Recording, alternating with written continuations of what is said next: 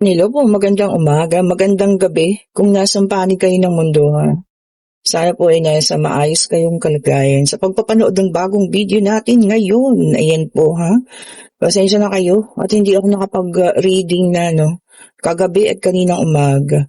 Kagabi po ay sobrang napagod. Alam niyo yan. Talagang hanggang gabi po kasi may humabol. O, diba? Hindi ko naman mahindian dahil alam niyo yan. Itong mga taong to mga alaga ko talaga po sila ha. Kaya ayun, medyo ginabi na tayo at kaninang umaga naman marami lang pong inasikaso. Ayan. So pasensya na po kayong lahat So eto na, meron tayong The Magician. Tingnan natin kung kaninang situational reading itong ating makukuha ngayong gabing ito. Gabi na po ha. Mag-aalas 7 na yata. Ngayon ano ba ngayon? Itignan ko 22. Ayan po ha. 22 ng November 2025. Ayan. Gandang gabi po sa inyong lahat ha. Ito po ay hindi replay. Ito po ay sakto sa araw. Ayan. Kaya binabanggit yung araw. Siyempre ang pangit naman nung mo lang ulit. Hibay mo yung pangalan ng reading, di po ba? Tapos replay pala yun. Ayan ha. Okay po, ngayon ay November 22. Ayan, kompleto na tayo sa unang latag natin. Meron tayo ditong The Magician. Meron tayo ditong Four of Swords. May 7 of Swords. And then Page of Swords. Wow, puro swords, ha? Tignan pa nga natin. Tignan pa natin po, ha, kung ano pa ang ating makukuha. Tingnan pa natin po. Ayun na. Tumatalon-talon talaga. Meron tayong Queen of Wands. Okay po. Meron tayo rito 6 of Pentacles. Ayan sa lahat ng may gusto ng math ha. Ang ganda Diba? Napaka niya. At ang dali niya pong linisan. Alam mo kasi napaka smooth niya. Tapos pag may mga balahibo, ginaganyan ko lang. Tapos iipunin ko lang po. Mabilis makuha yung mga dumi. Saan ba yung tumalon? Teka lang po hindi ko lang nakapansin yung tumalon. Ayun. The Tower. Ayan ha. Isa na lang ating kulang po. Tignan natin. Meron din Knight of Wands. Ayan. Kompleto na po ang ating tawag dito, situational reading ngayong gabi, So, eto na siya. Meron tayo dito nakita, isang tao na maaaring kayo po, kasi nagkaroon ng The Tower, So, hiwalay na to. Ayan, ha. At nakikita ko rito yung sitwasyon niya ngayon, ha. Okay po. Napunta siya sa sitwasyon na, alam mo yun, na pinagpilian din siya. Okay. So kung sino man yung kanyang sinamahan, nagkaroon din po ng point na pinagpilian siya. Ikaw patuloy sa pananahimik, sa paggawa. Ayan ha. Kung hinayaan mo na lang sila. Ayan. Queen of Wands. Di ba? Masipag yan So sila, hinayaan mo sila. Ngayon, ang nangyari sa kanya, siya yung nabiktima ng cheating. Na-reverse. Bumalik sa kanya pala. Hindi na-reverse. Bumalik po sa kanya lahat ng nangyari. Tingnan nyo. Pinagpilian din siya. Kung sino yung napili, palagay ko hindi siya. Okay po. So, ang kalungkutan at sama ng loob ng taong ito, ganun-ganun na lang. Hindi niya kasi akalain na yung ginawa niya, babalik sa kanya. Diba? Kung anong ginawa niya, bumalik sa kanya. So, ngayon po, siya po parang na, anong tawag dito? Siguro, nandun pa rin siya sa sitwasyon na yun, kaya lang nag-iisip niya siyang umalis. Pero po ako nakikitang Knight of Wands na kung nakikita niyo, sumama, tignan niyo. Kung nakikita niyo nakaporma na pagbabalikan. Palagay ko ito maghihingi ng tawad sa inyo. Diba? Kasi nagpilit-pilit kang humanap ng iba. Ayan tuloy. Hindi nangyari sa'yo yung ginawa mo. So, hindi rin siya yung nagkaroon ng pagpili doon sa sitwasyon nila at hindi po siya yung ginusto. Ayun. Di ba? Yun ang mahirap doon. Kasi, siguro mas mainam yung isa. Baka mas mapera, o di ba po? Mas may kakayanan kaysa sa kanya. Mas malakas kumita ng pera. Ito kanina pa talaga ito eh.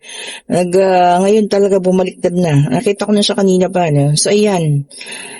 Ito po ang kanyang sitwasyon ngayon. Meron tayo ditong 10 of Wands. Ayan ano.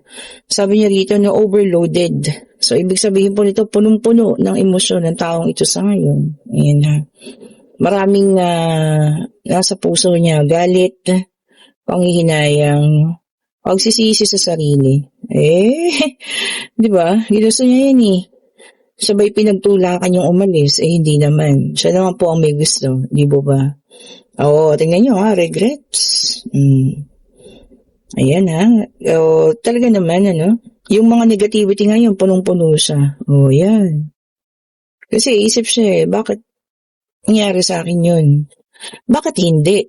Hindi ba pwedeng hindi? Di ba po? Bakit hindi ba pwedeng hindi mo maranasan yun? Ginawa mo yun Natural lang na mararanasan mo rin yun. Iikot at iikot ang kapalaran. Di ba? Sabi ko naman sa inyo. So, eto na. Kung ano mang ginawa niya sa inyo, naranasan niya na. Sabi nga, do not do unto others. Di ba? Piling talo na, no? 5 of Swords. Piling niya siya ay pinagkaisahan. Ayan. Sinabotage. Ayan po, ha? Naloko. May kasama pang aggression. Ayun. Di ba? Baka yung pinagpalit sa inyo, si Bakekang, mukhang pera. Baka mas bata, nakakita ng mas mga pera. Di ba po? Ito para sa'yo. Ace of Wands. Sabi niya rito, no? Continuing, sabi niya, no? Ayan, talagang continuing growth. Talagang umpisahan mo ngayon, ha? Ulit. Focus ka sa sarili. Very good po yun, ha?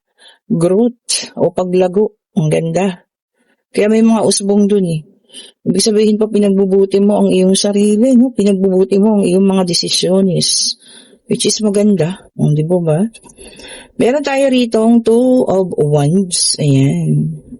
Ngayon, 2 landas ang kanyang, kumbaga nasa gitna siya ng 2 landasan. O pwedeng ikaw yung isa, at yung isa si Bakeka. Di ba? So ngayon nakapag-decide na siya. Kita niyo, hinawakan niya yung Wands.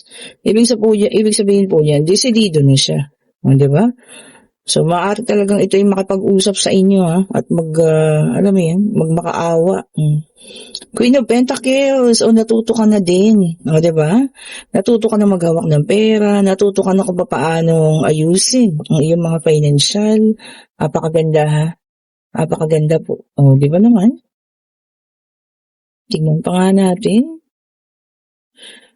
Kasi pagka alam mo yung maghawak ng financial, talagang matututo ka magsobe, matututo ka sa mga bagay-bagay. Queen of Cups, ayan. At naging ka na din, matured, ayan. Diba? Talaga yung pagiging loyal and faithful mo, no? Yan ang isa sa mga karakteristik talaga na alam mo yan, iniiyakan niya ngayon. Kasi ikaw lang yung naging loyal and faithful na naging karelasyon niya. Tapos ngayon, siya yung niloko. Then, meron tayong 3 of Swords. Talagang meron po siyang ngayon, betrayal na naranasan. Or pangloloko. Deserve? Tama ba? Diba? Comment down below kayo kung deserve niya yan, ha? Para sa akin, deserve niya yan. Di po ba? Deserve niya yan. Yan. Ito ang pangatlong deck of card natin. Ito para sa iba naman, ha? Ano man kasi, yung nangyayari sa buhay niya ngayon. Nagka-leche. Nagka-leche plan. Diba? Man ngayon yun, kagustuhan niya po kasi. Diba? Wala naman tayo magagawa dun. Kumbaga, karma. Karma is real. Diba? Umikot kasi. Napunta sa kanya. Kung ano man yung ginawa sa'yo. Which is good. Kasi, alam mo yan, nang maranasan nila kung gaano kasakit. Kung ganunin ang taong mahal nila, di ba? Meron tayo rito 4 of Wands, fire sign, Aries, Leo, and Sagittarius. Ayan. Meron po tayo ditong reunion. Ayan. Ganda ha, kasiyahan. Baka ikakasal dito sa Pilipinas, no? Nasa ibang bansa at dito ikakasal. O ayan, kung sino man kayo ha. Yan, uuwi raw ng Pilipinas at maaaring dito po magpakasal. Congratulations po, eh. At sana'y magtagal ang inyong pagsasama forever, o di ba? Kahit sabihin nilang wala, meron po yan. And meron tayong the Devil, Earth sign, Taurus, Virgo, and Capricorn. Ayan. Naku, dito temptation. O mag-ingat po sa mga tukso ha. Baka ang partner ninyo natutokso na or kayo mismo ay natutokso. Naku, mag-ingat mo ha. Binibigyan na kayo ng warning. Then, meron tayong the Magician, air sign naman ito. No? Aries, Leo, and Sagittarius. Ayan ha. Sabi niya rito, no? Willpower. O, ikaw mismo talaga. Nasa sa'yo ang pag-aksyon, paggawa, kung ano man, ano? O, ayan. Kung ano man po ha, nasa sa'yo daw po. O, and meron tayo ritong fire sign ulit, the sun. Ayan ha. O maganda nito, no? Positivity, success. O, di ba? O sa lahat po na to ha, saluhin niyo yan. Being successful. And yun nga, kailangan lang talaga naman kasi maging positibo tayo sa buhay, di ba? Kasi kung napupuntahan ng puro negatibo yan, also ina-attack niyo yung negativity niyo. Di ba? And meron tayo ulit the Tower fire sign. Ayan ha. O bigla ang pagbabago daw. Baka bigla ang pagbabago ng desisyon, no? Bigla ang pagbabago ng kung ano man, plano. O biglaan daw po yan ha. Hindi nyo aasahan. Bigla ang mababago. Kung ano man po yan ha. And meron tayo ritong Four of Cups, water sign, Cancer, Scorpio, and Pisces. So, nandiyan na po lahat ng zodiac sign ha. Lumabas na. Ayan.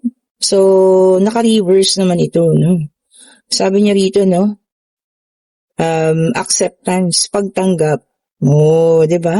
So, yung ilan sa inyo siguro, no, talagang makakatanggap na kung ano man ang sitwasyon, kung talagang hanggang doon na lang at tapos na, 'di ba? So, matatanggap na raw po. And then, meron tayong Five of Pentacles, Earth sign ulit ito. Ayan. Sabi niya rito, no? Loneliness. Oh, ayan. Kalungkutan. Merong iba sa inyo nakakaranas ng kalungkutan po ha. Oh, naku, bakit ba naman? Magpapasko, kailangan maging masaya tayo ha. Sabi ko, huwag masyadong negative, di ba? Be positive po always. And then meron tayong the Chariot, water sign naman ito. Ayan. Oy, sabi niya dito, no? Direction, kayo na ang controlling direction, sabi niya. So, kinokontrol niyo talaga na kung saan tayo papunta ha. So, ibig sabihin po, kayo na ang nagmamaneho ng sarili niyong buhay. Baka meron dito mga namamanipulate dati, no? At ngayon nagiging okay na kayo. O, di ba po? O, ayan. Kung kayo man yung nasa situational reading, ano, at nababalitaan ninyo yung ex niyo na nagkakaganyan, siguro, para sa akin po, deserve. O, diba? Kaya naman ang ano dyan eh. Kung inyo bang papatawarin, kung inyo bang bibigyan ng chance, depende po sa inyo ha. Kung mahal pa, bakit naman hindi? Kasi nakita ko naman, at nakikita ko naman na hindi niya inakala at meron na rin pagsisisi no, sa buhay ng taong ito. Ayun, anong inyong katanungan ha? Pag-ibig, pangyayari, financial, kung ano man, divine universe. Ito agad, kita niyo naman. Ibigay ninyo ang kasagutan. Nagmamadali ang ating baraha. Ay, yes na yes po. At umaapaw po ha, na blessing. O yan, tignan nyo, umaapaw na blessing. Saluhin nyo na yan ha. Pwede rin merong pregnancy, meron ding new love, new relationship. O kung sino man sa inyo ha, ang merong ganito, ano, at na talagang mararanasan nyo ang ganitong relasyon sa ngayon, no, kung ano man. Yan, at tignan niyo naman ha, apaw-apaw na blessing. And yes po ang sagot kung ano man ang inyong itinanong. Okay po, as early as of now ha, sa lahat po ng magpapa-private reading ha, para sa Friday, magpasked na kayo. Ayan. Kasi may nagpapaschedule ng, alam niyo yun, sabi niya, kanya yung ganitong oras. pero ayaw niya magbayad, o di ba? At meron naman nagpapaschedule ng ganun ding oras. At yung si madam ay talagang willing mag-pay. O, yun po. Sabi ko nga, first come, first serve po ha. Okay po. Kasi sabi ko nga, meron nagpapareserve pero hindi naman tinutuloy. Nagtitripping lang po. Meron din kagabi po ha. Nagpa-reserve talaga siya. Tapos sabi niya, bibigay ko po, magpe-pay po ako before ng reading. Dumating ang takdang oras. Wala pong sabi-sabi. Hindi nagsabi kung anong gagawin, ganito, ganon. Kung bakit, tutuloy pa ba o ano. Ayun po, alam ko naman na ang ibig sabihin nun, syempre. Hindi naman niya itutuloy. O, di po ba? Di sana po ibinigay ko ang oras na yun doon sa taong may gusto. Di po ba? Di sana hindi kami inabot ng ganong gabi. Di ba po? So ayan ha, magpa-schedule na po kayo, humingi kayo ng schedule sa akin, umaga, tanghali at gabi, kung ano ang oras na komportable tayo ha. Gusto ko yung makuha ko talaga yung energy ninyo po. O ayan, salamat po muli sa inyong pagsubaybay. Ayan. Pa-like, pa-share, pa-subscribe, and hit the notification bell po para lagi tayong updated sa mga bagong videos na nire-release natin. Sa lahat ng gustong umorder ng ating mga bracelet, ayan ang ating mga naggagandahan. Talaga namang maganda. Talagang ilalabang ko yan at hindi naman siya ganun kamahalan. Hindi po kagaya sa iba ha. Ayan, affordable po ang ating mga bracelet. Ayan, mag-inquire na kayo. Ayan. At kung gusto ng ating pabango, ayan na siya, nakadisplay na ang ating pabango pang-attract ay talaga naman, may nag-manifest pa sa akin kagabi ha, nagpa-reading din yun si madam, hindi ko akalain. Pag ni-spray niya daw yun, ubos ang benta niya. Diba? Saan pa kayo? Pag ni-spray niya yan sa katawan niya, ubos ang benta niya. Hindi naman sa pagmamayabang po ha, pero siya yung nagsabi nun, hindi po ako ha. Thank you so much po ulit. Have a great evening po. Stay safe po sa lahat. Happy Saturday. Bye-bye po.